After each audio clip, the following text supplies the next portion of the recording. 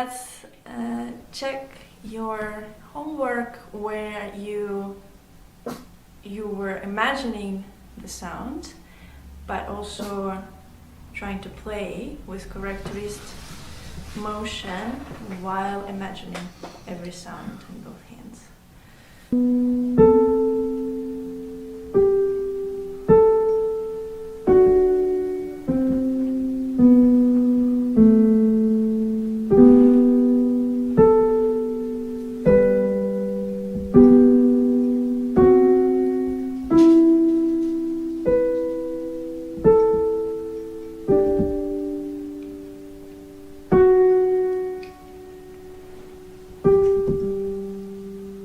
It looked very good. The question is, what did you experience when you tried to imagine the notes before touching the key? How did that go? Sometimes I was blank in my mind, and it provoked the result of this harsh unprepared Yeah. touch. Mm-hmm. Yes, but when I imagine, if I feel that sound that I hear and the idea that I have in my mind are completing each other, взаимодополняют, then I feel this natural flow of my playing, so I don't even think how to press the key, and it's just It's like when you try to speak and you're using your mouth just to express your thoughts, right? You're not thinking when to close your mouth, how to bring your tongue Yes. up, right? So that's what we're talking about. Mm-hmm. Yes.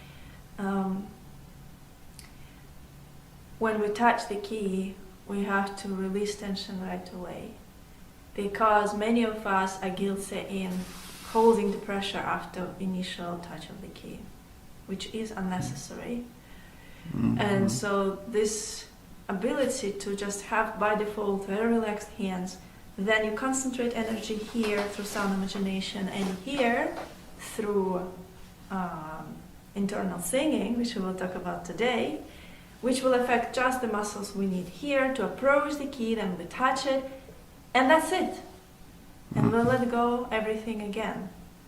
So it's a matter of like inhalation, inhalation and exhalation and playing as well. So not keeping constant tension in your hand after you touch the key. Well, what I wanted to notice here is that the difference between just imagining the notes without piano and trying to imagine the notes while we play is quite a great difference here. Because what happens is when we actually play, we're adding another layer to what our ears hear. So it's almost like a skill of ability to conceive the next sound in your mind while hearing externally the current sound. The objective state of affairs. Exactly. So it will result that your imagined sound will feel a little bit more fade. So when you play, what I'm trying to say, when you play and you engage your mental practice and you engage your sound imagination, it is absolutely fine that you will lose maybe 70% of clarity of the sound imagination. Like aroma, Mm-hmm. There's a difference between the taste and aroma. And this is a very good analogy. So this is absolutely fine. And also what you said, your mind was flickering back and forth. Sometimes it was blank, sometimes you were back. So that stage of on and off in your mind is also absolutely fine in the early stages of developing sound imagination. The point is that we cannot produce the sound that we don't hear. So if we don't hear the sound, if we don't have this idea, we cannot imitate it. That's why the deaf people cannot speak. They are deaf, but also they constantly quiet because they never hear the voice. We play because we hear. Yes. Not we yes. hear because we play. Yes. And that's very important. How about we move to the next one? So this one requires playing particular notes, right? Mm-hmm. So we didn't discuss that last time, but it's actually important that the movements will be changed a little bit. The movements of elbow will be changed according to the tempo. Mm-hmm. So let's try these exercises in two different tempos, in slower and faster.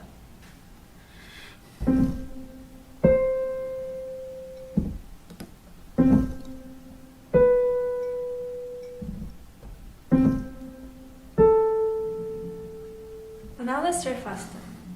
Mm-hmm.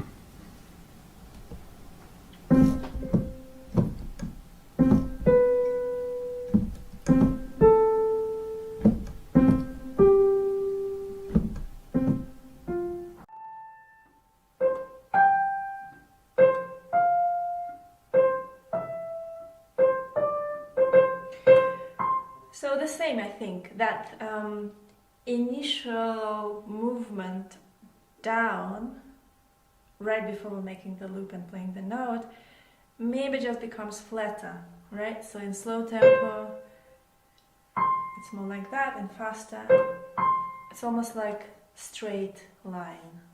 And I think with swings it's the same. So let's say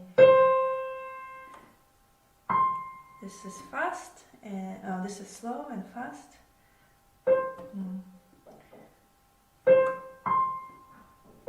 Yeah. Definitely. So instead of going to this kind of W becomes more like this. And even like the beginning of the second U is flatter, not that high. Yes, it's more like that, like a line.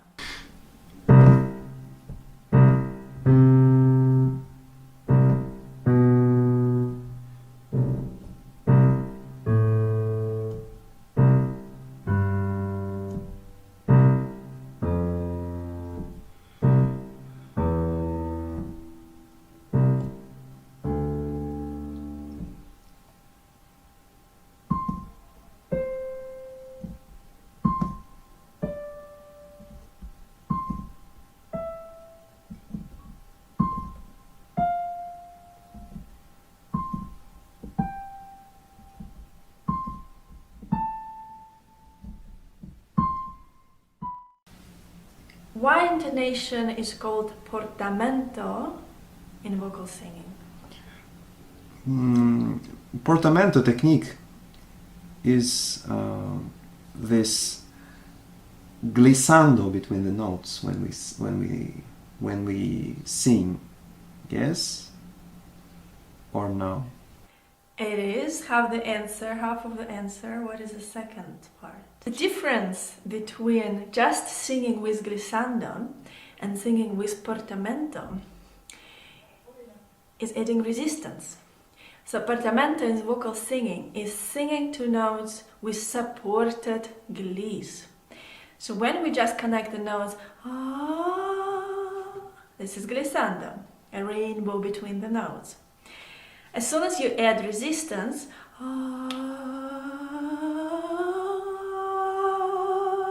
this creates an illusion of supported, carried on gliss. And so in vocal singing you can hear a lot of vibrato, and this is what resistance will add. No vibrato.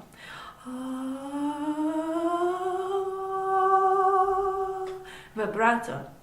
And why we need vibrato? Because this is the portal, a magic portal through which we express so much. Yeah, and we will talk about this. So, portamento is singing supported glissando through the sensation of resistance. Okay. So why do we refer to this as intonation? Of course, I could call it portamento as well, but why would I name it intonation? What else does this do? So intonation, if you talk about a string player, when you say intonation, they say, well, this is the meaning of this is to play pitch clear. Accurately, yeah. Accurately. So in piano playing, intonation does not exist because we don't need to reach the note to feel its location. It's already out there. That's why no one really talks about intonation in piano playing. Just press the key. Just press the Be key. happy. You know, I remember when I talked about this like 10 years ago, people were asking me like in the comments, what are you referring to? Pressing the key accurately? But why do I invented that intonation thing? Is that to emphasize that we cannot press the key without reaching it with our voice. By simplifying it on the piano, make it so simple, we actually we make it much harder for us to express our feelings. So by recognizing that we need intonation in playing, we emphasize that we do need to internally sing to reach the note and only then press it. Cannot just press it without preparing. Okay.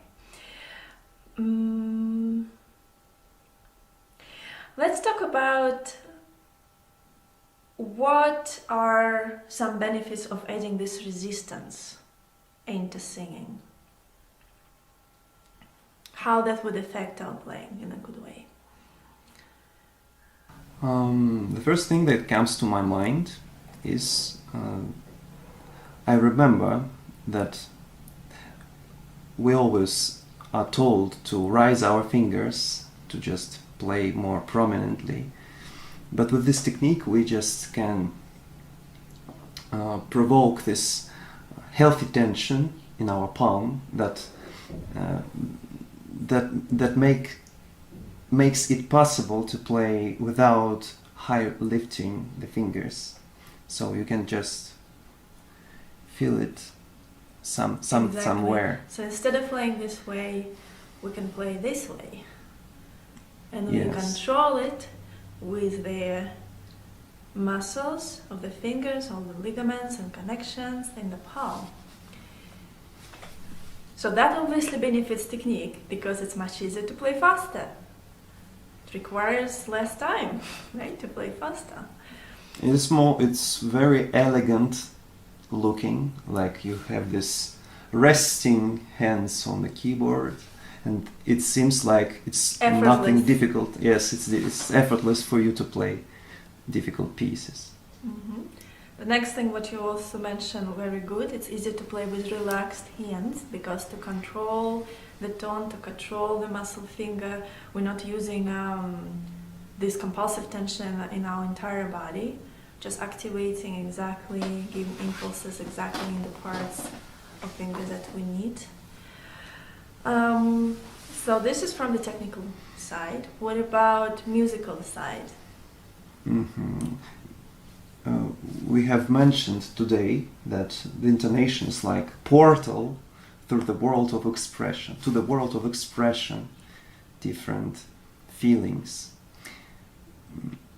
Maybe it's because the intonation is connected with this muscle tonus, and when we feel the emotion, we change. The tonus is the representation of our soul, so it's like body changes accordingly to our feelings, and the intonation changes also. Mm-hmm. I just want to give you a very clear picture of how it works because I think it's very important. So imagine this. This is like at the heart of how intonation works.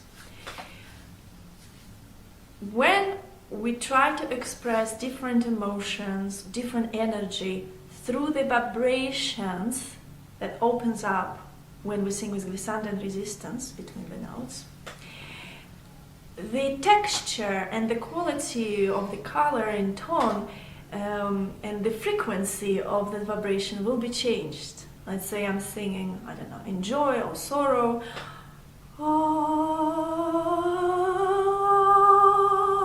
sorrow,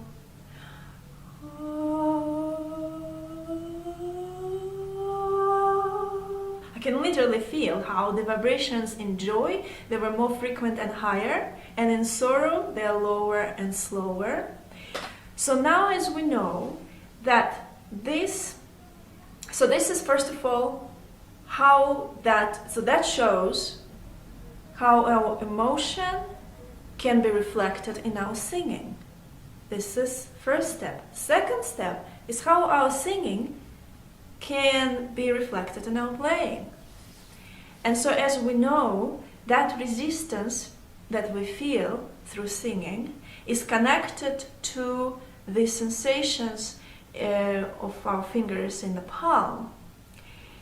So when we change the texture, the fabric of this vibration in our singing, this will be integrated in the sensation in our muscles.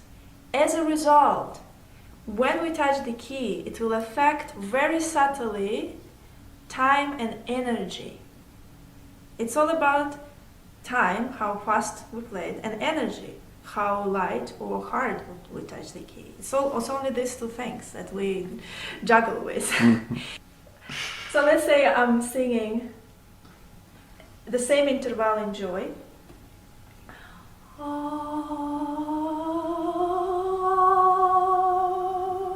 I'm singing the same way internally. Here, all of this feeling that resistance, there's so much work here, so much work is happening, and I reach the note. Now, sorrow, let's say.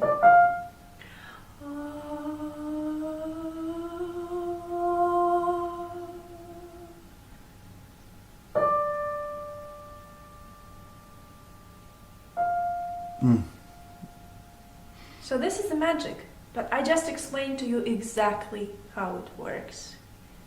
You see? And this is why I call it the magic portal. But that vibration I actually feel in my vocal cords. Obviously later we're going to talk about how to express arm weight and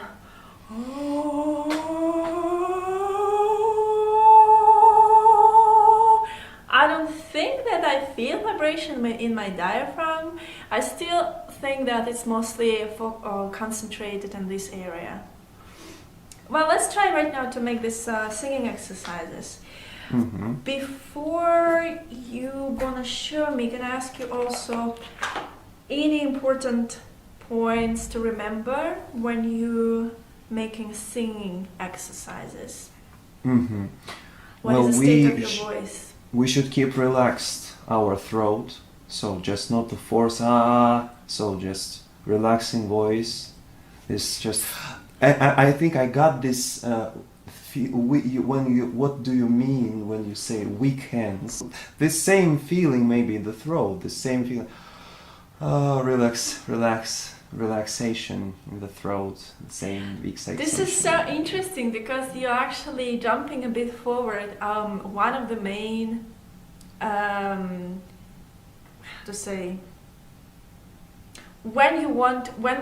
we will talk about arm weight in the future, we will talk about feeling free energy in your body, and one of the best exercises to do that is to check that your throat is relaxed. So when your throat is then you feel your body is relaxed. It's so interesting how this part of our body connects to our whole body. Yeah. Also, when we tense in our body, if you can notice that our voice becomes also very narrow and kind of very tense, like. Yeah. Sorry, what you want to say? I just wanted to add that I know that the first part of our body that is come to tense when we have the stress, maybe it's our jaw. We just, when we don't know, our jaw is starting to do something Very unnecessary. good point. Yes, yes. Maybe yes. it's Relax your jaw. Yeah. I heard about that. That we keep our teeth like this when we tense. So coming back to what you said, so it's important in singing exercises to recognize that the resistance we should only feel between the notes, not in the notes themselves. Therefore, you should avoid singing the notes with tension. Again, why do we need it? Singing affects our muscles. Coming back to that, what I said before, we only need tension to approach the key. As soon as we touch the key, that's it. It's relaxed. So the same here. Relaxed.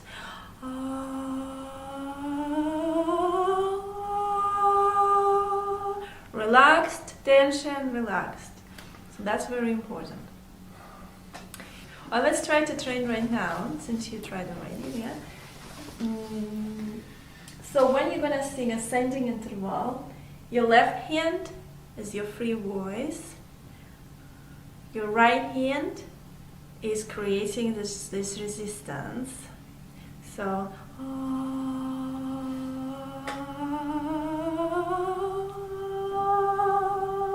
what is also important to mention that because the right hand represents resistance, you should only add it to your left hand when you're actually going through the journey, not when you're in the notes. So you shouldn't do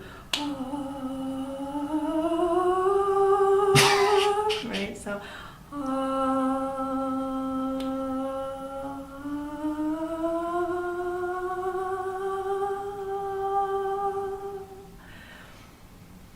let's see. I noticed yesterday that what if I put my fist not in the palm, but a little bit there? Maybe it's I feel this elasticity, the resistance. Could be, but I also feel kind of stretch. Yes, Here. yes. Some of my students, well, not some, one of my students, he suggested this.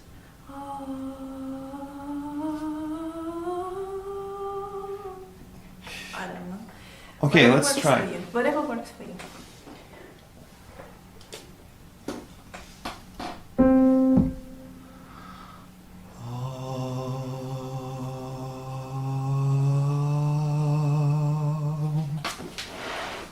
Let's take the big interval, the fifth. The fifth.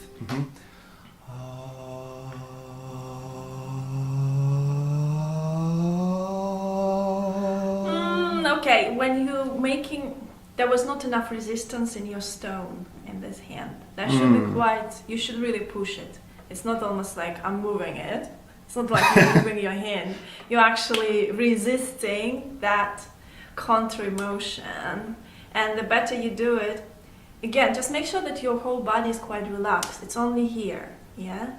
The better you do it, the more vibrations it will create in your vocal cords. All right.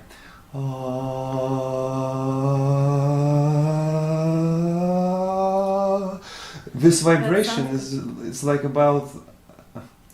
It's difficult when it's when your muscles are not so strong. You know, this shaking sensation. So I just. Exactly. So those vibrations. Yeah. Well done. Very good analogy. Yes, yes. Okay.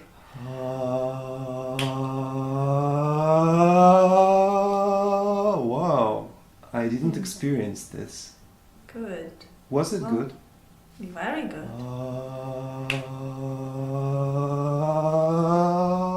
It's like I'm riding the bicycle on this road. Yeah.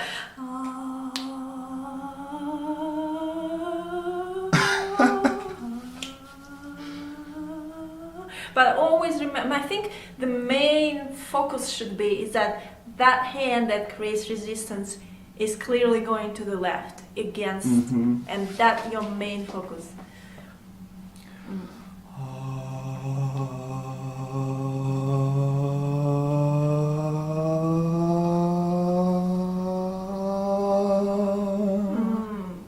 Yeah, A+, well done. I think I can be more relaxed. I have this split effect, so my right hand should be straight and left hand at the same time it should be free. So this Because split effect- remember, this represents your voice, and the voice should be free. So there is also difference. Why I emphasize here, there is difference between singing with tension and pressure,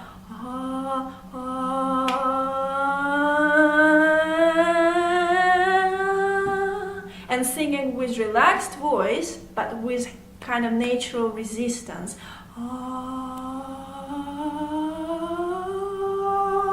You can hear it, right? That's why it's very important to remember. Your voice, your hand should be always relaxed. This hand is resistance going opposite direction. That's all. Let's try the descending interval, because descending is harder. Maybe because we're having this feeling that we're going down. It's like a, downwards. It's easier to go down without effort. Exactly. So in this case, your right hand represents your free voice moving to the left, and your left hand resistance to the right.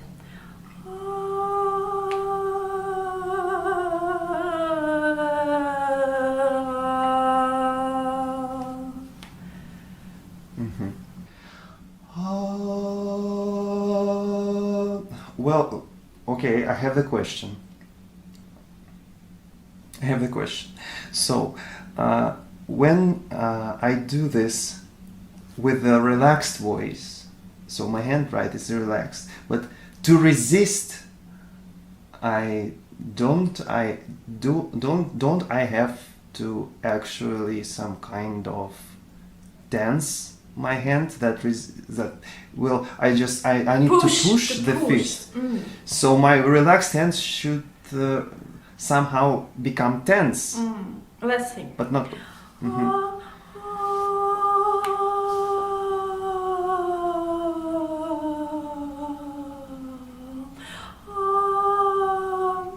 Yes. So this is the healthy tension.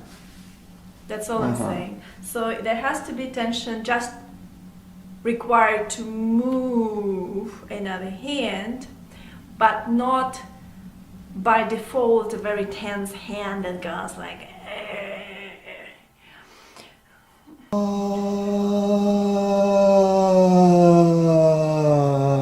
Maybe I just a little. It's very, yes. I just feel this is good. I just recognize that maybe I a little bit scary of this tension. So I just try to be relaxed, and when I feel that this natural tension arises, I just instinctively stop myself from this tension. But I think I should allow this to be.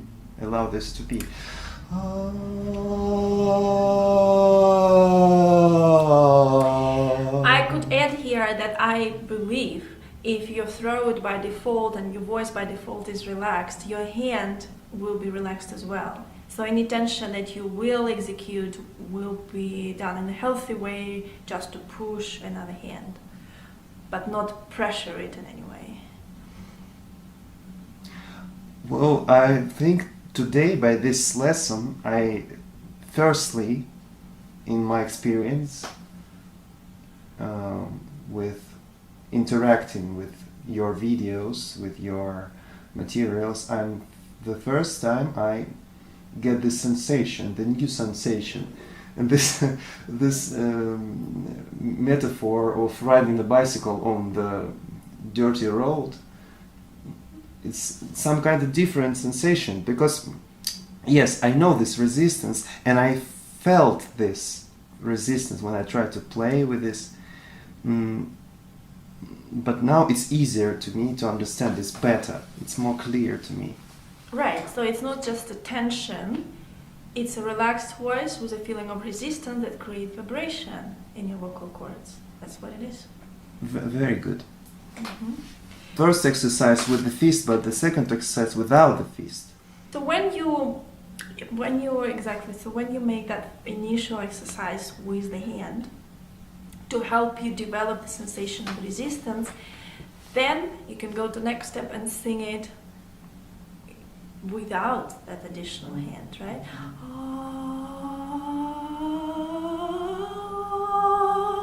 Or maybe you can jump even right to singing even without the hand, because singing with the hand is a little bit destructive. It's just a good for developing inner sensations through physical. That's why we do that. Mm-hmm. But as soon as you got that, so you can sing without.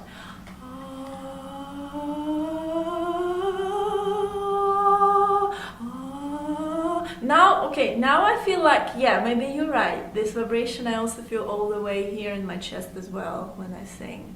Mm-hmm.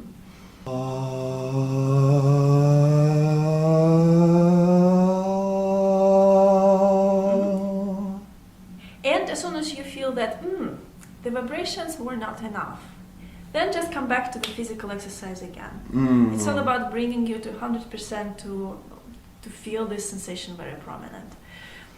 So that's how you work there. Okay. Mm-hmm. Let's look into the playing exercise.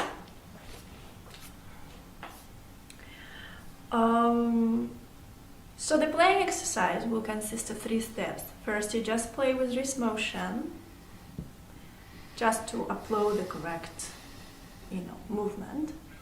Then you sing internally.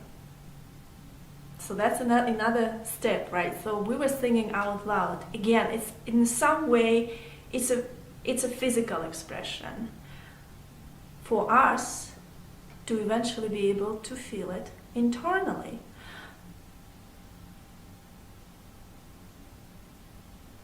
You see? You can even try to sing you can also vocalize just the notes. But you can sing internally with resistance and glissando. Look.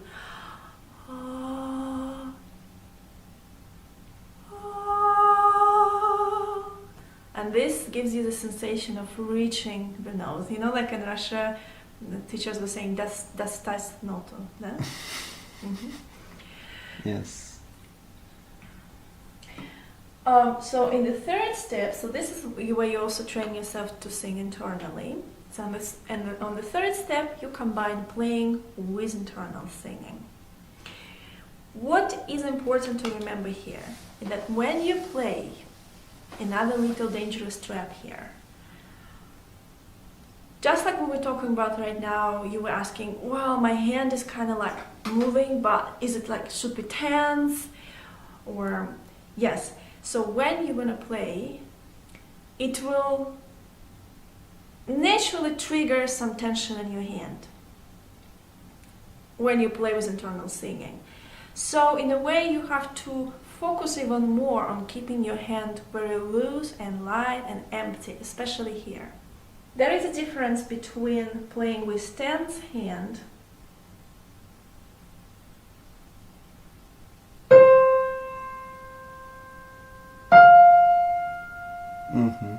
and relaxed hand.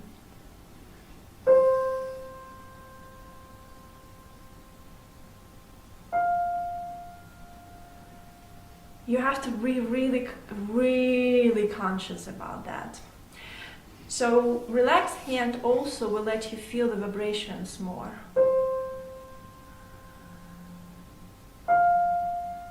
Tense hand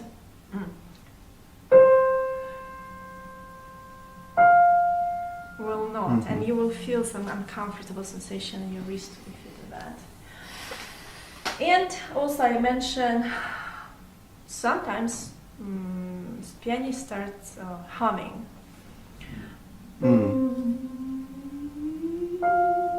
Why we don't want to hum is because when you hum, you redirect the energy and vibration that's supposed to go right here to here. So that's in a way make it actually harder to express what you want to play. So don't hum and keep your hand very loose. Let's try right now.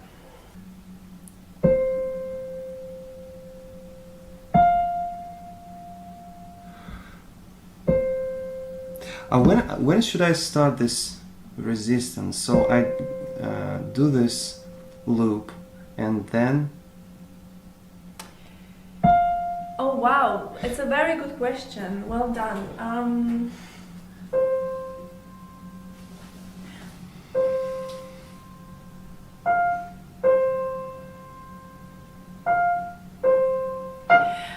I feel that when I am moving initially my wrist to the right, that still represents the sound itself, sound movement.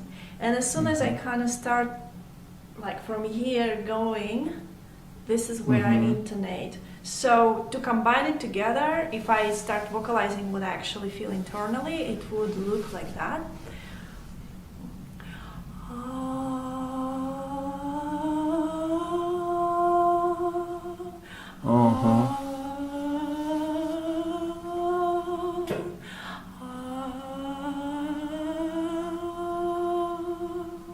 And the opposite motion, let's say left, right.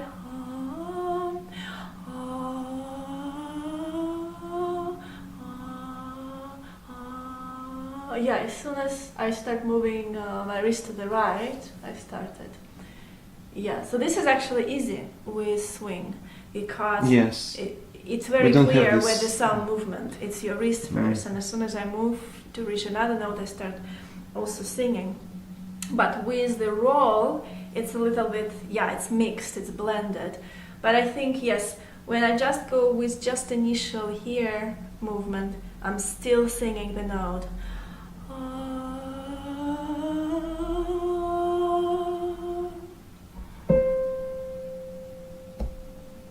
Whoa, yes, now I feel it very, very bright. So...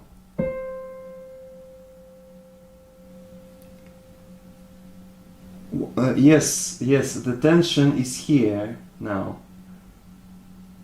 It's like my hand has become warmer. It's softer as well, yes. Maybe it's the indicator that we do in this rite. The blood is going there. Our hand becomes warmer. Yeah, you get that energy. Warmer. You get that energy in that part of your hand.